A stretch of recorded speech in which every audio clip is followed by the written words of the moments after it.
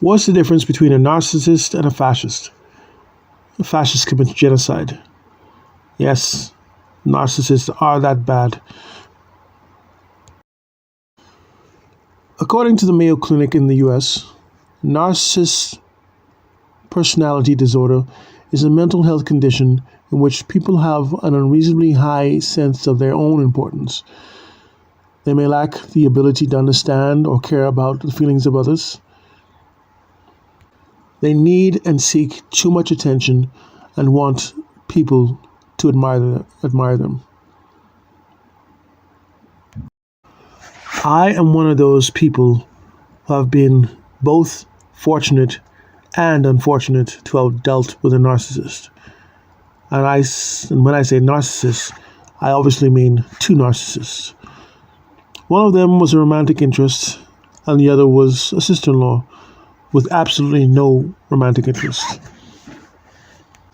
Ironically, both of them were the same height, and both sounded similar over the phone. Both had the ability to manipulate and to destroy minds and lives.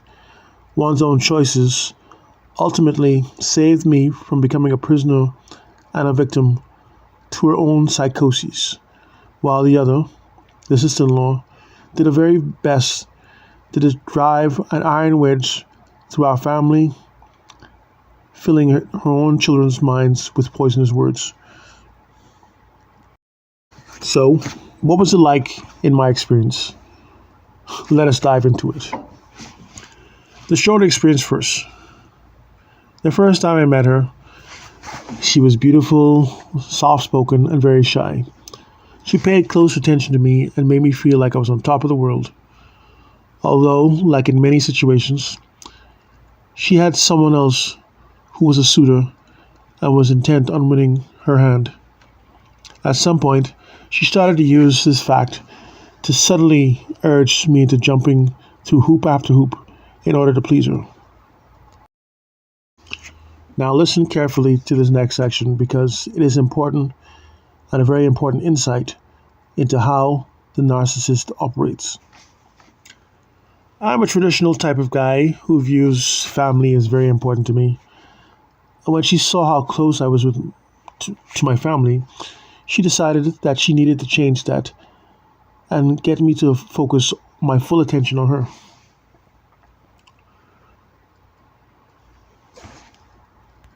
How'd she do it? That's simple. She started to add subtle words into her sentences. Oh, you are close to your family. Why don't you spend more time with me?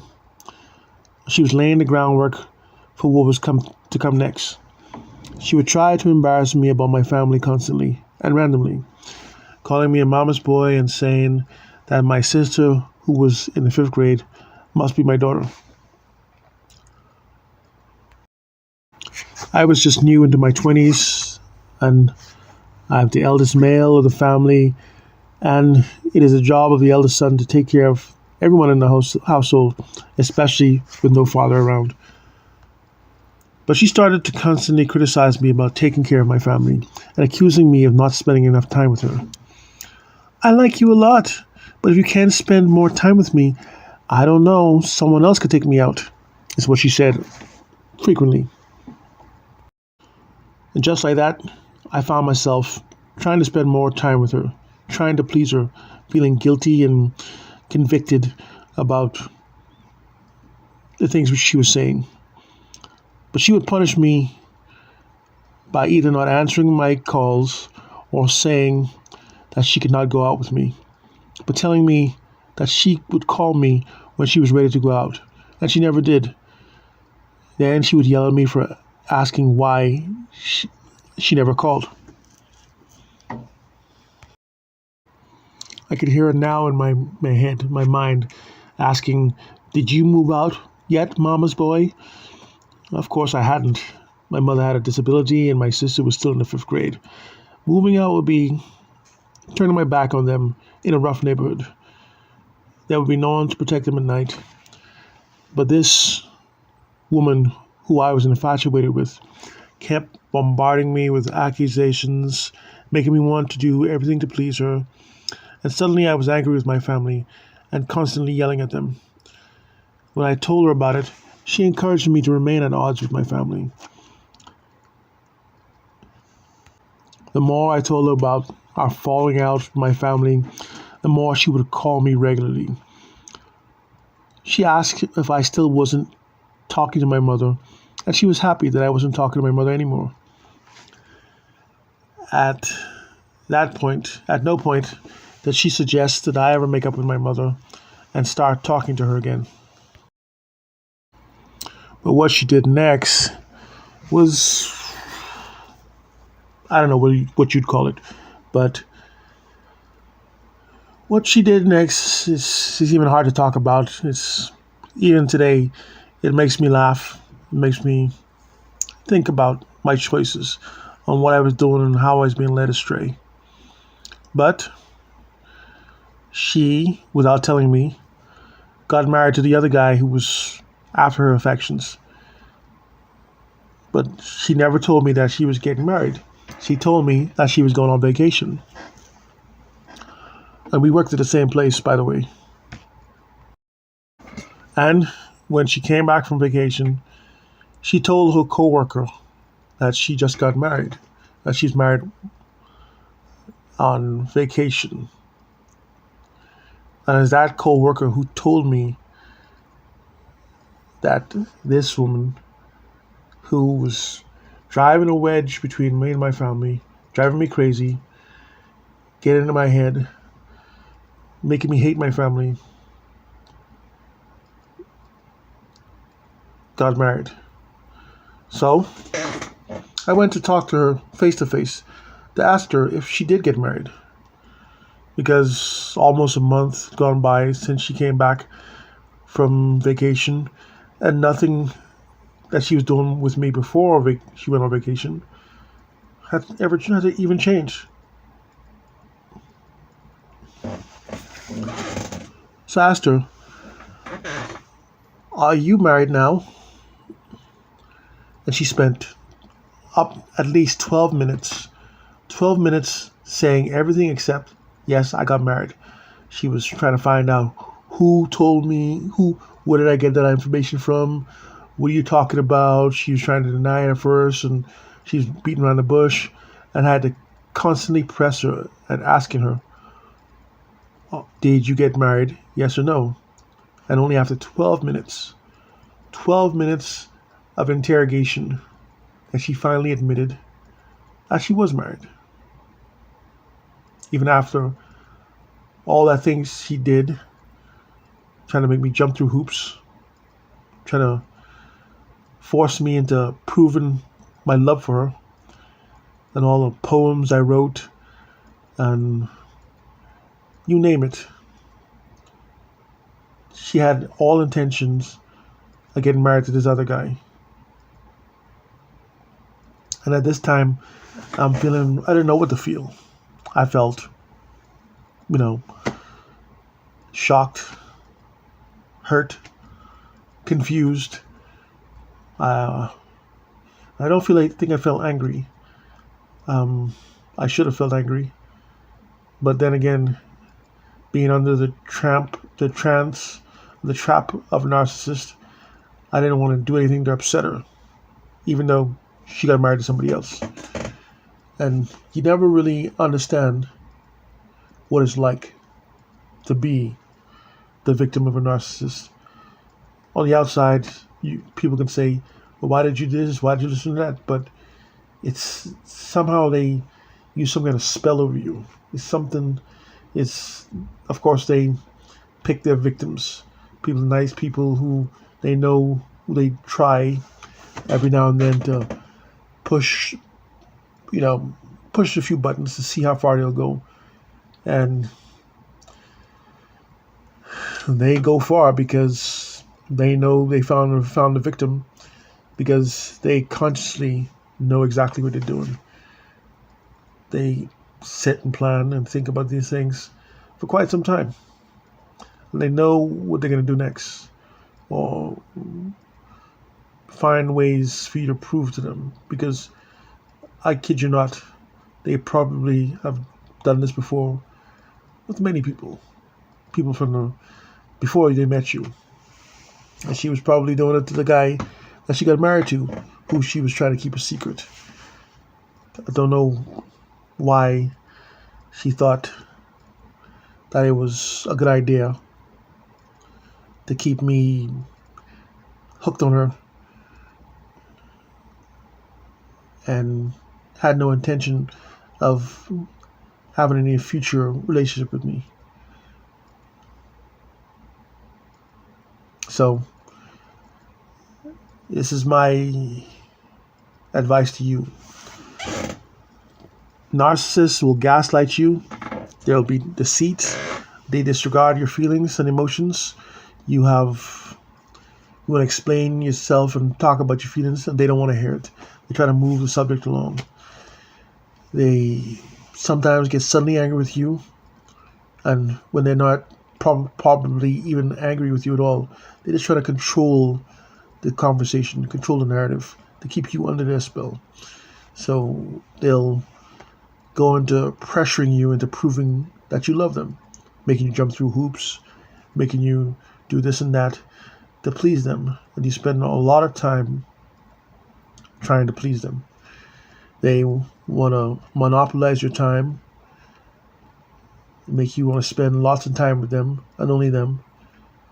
And some of them even will move you away from your family if they see that you're not distancing yourself from your family enough time for their plan, their strategy, their stratagem to come through. So they love creating a wedge between you and your family. They love pulling you away from them. And we've seen lots of examples of this. And I firmly believe that Meghan Markle did this to Prince Harry. So I think she's a clear case of a narcissist. How do I know? Like I said, I was so-called dating a narcissist and also had a narcissist sister-in-law who spewed the most poisonous venom into even her children's ears. She turns her happy-go-lucky children into people who sometimes harm themselves and need a lot of psychiatric help. So if you're dealing with a narcissist, if you're dealing with one of these people, you must, for your own health and safety, get far away from these people as you can. Cut all ties with them. I know it may be hard. I know it may hurt you to do so, but you're hurting yourself if you stay with one. They don't care about you. They don't care about your family. They don't even want you to see your family. All they care about is what they're going to get, what they want to get out of this situation, out of this relationship. They want you to give your all to them. They won't give their all to you, but they want you to give your all to them. So get away from them. And find your family, apologize to them for what you did under the control of a narcissist. You have to find happiness. Again, happiness because they try to change you so much from who you really are into someone that they want you to be. And in every case of you having to change yourself to be something that you're not, you'll never be happy. You may try to convince yourself that you're happy. You might convince yourself that everything's going to be all right, but you won't be happy. You'll be angry with yourself. You'll be miserable. All the hoops you're jumping through. You aren't allowed to talk a certain way anymore. They don't want you to watch certain shows anymore because they think your shows are trash. They want you to change who you truly are. So look at yourself. See if you're still who you were before you got in a relationship. And I don't mean like stopping doing small things, but when your whole personality has seen a drastic change from what it used to be, then you know that you could possibly be with a narcissist, because they see their victim as a project. They want to turn that person, that victim, into someone they'd prefer to be around, someone someone they think is someone they prefer to be with. So you have to leave them, get away from them, find yourself again, find happiness.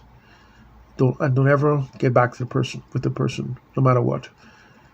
You'll find some of them try to reel you back in because they spend so much time creating you into what they want and not accepting you for who you are.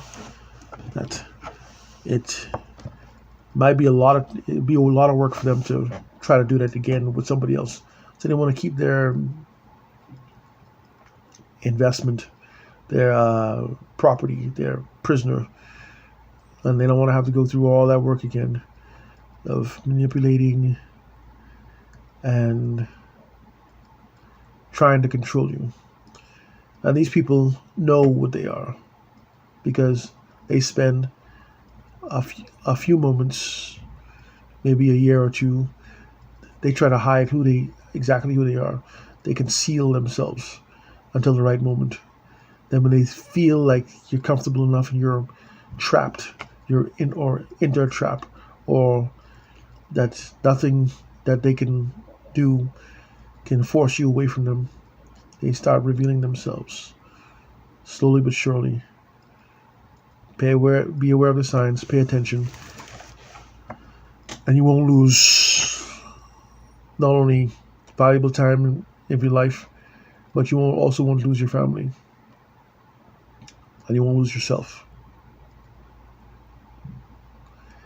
Well, that's it for now on Society Pulse.